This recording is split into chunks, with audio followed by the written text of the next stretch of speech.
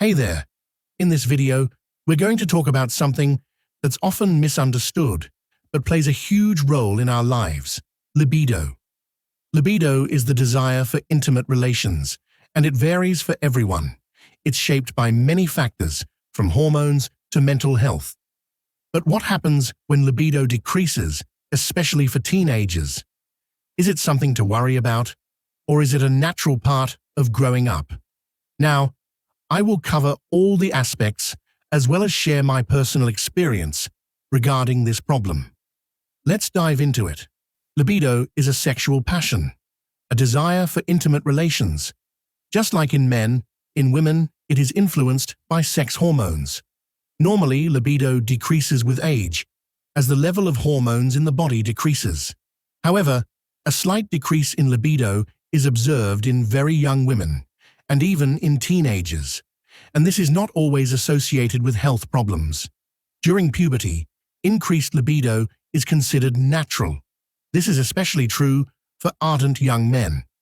Normally, the peak of sexual activity in a person's life occurs between the ages of 20 to 22 and 30, when the body is ready to perform reproductive functions. However, even at a young age, libido can decline for psychological reasons. In order to prevent this unwanted decrease in libido, you need to understand the reasons for it. Decreased desire can be a symptom of internal changes in the body: depression, stress, mental and physical overstrain, intrapersonal problems, and interpersonal conflicts. Let's take a closer look at this. During puberty, hormones spike, and this is normal. Sometimes testosterone in boys or estrogen in girls levels may temporarily decrease, which affects libido. Thyroid disorders, studying, exams, conflicts with parents or peers, uncertainty in the future, perfectionism, or high expectations of oneself, self-esteem problems, all this reduces sexual interest. In adolescence, mental health disorders often manifest themselves with decreased energy and interest in many aspects of life, including libido. Antidepressants, such as SSRIs, selective serotonin reuptake inhibitors, often reduce libido. Some acne medications like isotretinoin or hormonal medications can also have an effect. Obesity, diabetes, chronic diseases, for example, asthma, anemia, impair overall health and can affect libido. Lack of sleep or vitamin deficiencies can also play a role. An adolescent may experience insecurity about their sexual orientation or gender identity, which causes internal conflict and a resulting decrease in libido. A sedentary lifestyle, poor diet, alcohol, smoking, or drug abuse are all bad for hormones and overall health. As you can see, there could really be a lot of potential causes. Now we will talk about how to increase libido, especially if it seems that there is no energy at all, and the desire is gone. Let's start with the simplest one: sleep. When we don't get enough sleep, the body goes into energy-saving mode. And what kind of libido can we talk about here? So get at least 7 to 9 hours of sleep every night, preferably on a schedule. The second is physical activity. Sports doesn't just make us stronger. Strength training such as squats, push-ups, pull-ups naturally stimulates testosterone production. Even 2 to 3 workouts per week can noticeably improve your hormones. Sport strengthens the heart and blood vessels. This means that blood circulates better throughout the body, including to the genitals, which directly affects sensitivity and sexual arousal. After regular exercise, a person usually feels stronger, leaner, and more confident. And confidence in the body and in oneself is one of the most powerful factors for a healthy libido. Being overweight can lower testosterone levels and interfere with blood circulation. Sports can help regulate weight, and with it, overall hormonal health. If you're not ready to pull iron in the gym for whatever reason, even a simple walk every day is a great start. But you know what else is important? Relaxation. Stress is the main enemy of our libido. Meditation, yoga, creativity, simply taking time for yourself without fuss. All of these will help you restore your inner balance. And of course, the most important thing is psychological comfort. Sometimes we create unnecessary pressure for ourselves, but the truth is that sex drive is a living feeling. It changes with us, with our moods, with the stages of life, with what we're going through. And there's nothing strange or wrong with that.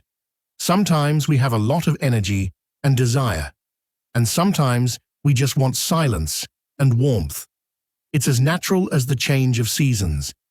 It's important to accept yourself, accept your body, your feeling, your desires, whatever they are, to allow yourself to be different, allow yourself to change. And remember, libido is not an obligation, it's a part of you. And self-care doesn't start with self-abuse, but with careful attention. Be on your side. By the way, let's close one popular question right away. Is it true that there are foods that increase libido? In short, no. This is a beautiful myth. Scientific evidence that some foods directly fight a lowered libido is simply not there. Sure, you can eat oysters, avocados, and ginger.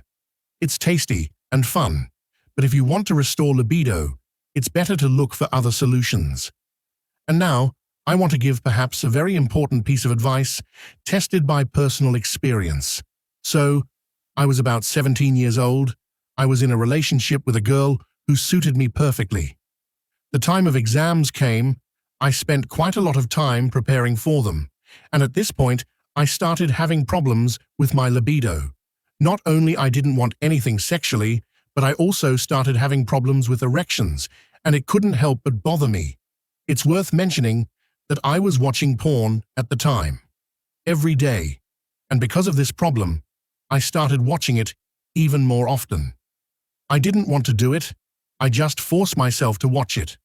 Of course, this approach made my problem even worse. I was totally depressed and didn't know what to do.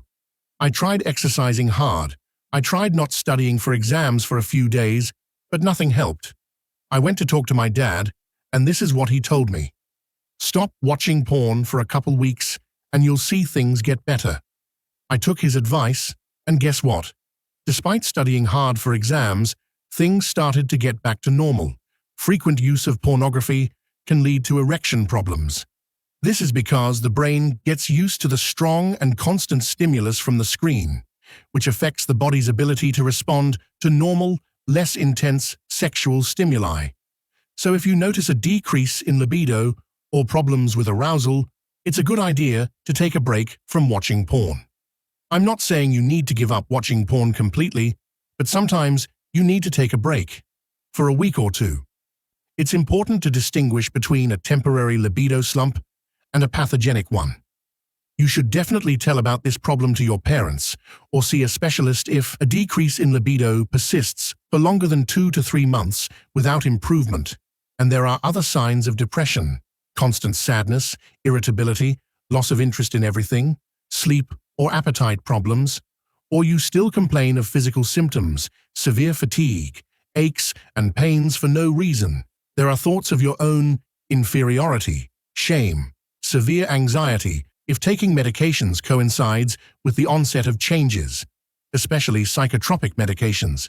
There have been severe events, trauma, violence, bullying, death of a loved one. To summarize, libido is a natural part of life, and it can fluctuate for many reasons. Whether it's stress, hormones, or lifestyle factors, understanding why your libido has changed is the first step to addressing it. If needed, don't hesitate to seek professional advice. Take care of your mental and physical health, and always remember, it's okay to not feel desire all the time. Your body is constantly changing. If you start experiencing problems with your libido, do yourself a favor. Stop watching porn, cut out burgers and other unhealthy foods, and start living a more active lifestyle. Understand why and for whom you're making these changes, and never ignore the signals your body is sending you. If you found this video helpful, share your thoughts in the comments. I'd love to hear about your experiences or questions regarding libido. If you want to learn more about sexual education, make sure to subscribe to the channel. I'll be posting more content on this topic soon, and your support means a lot.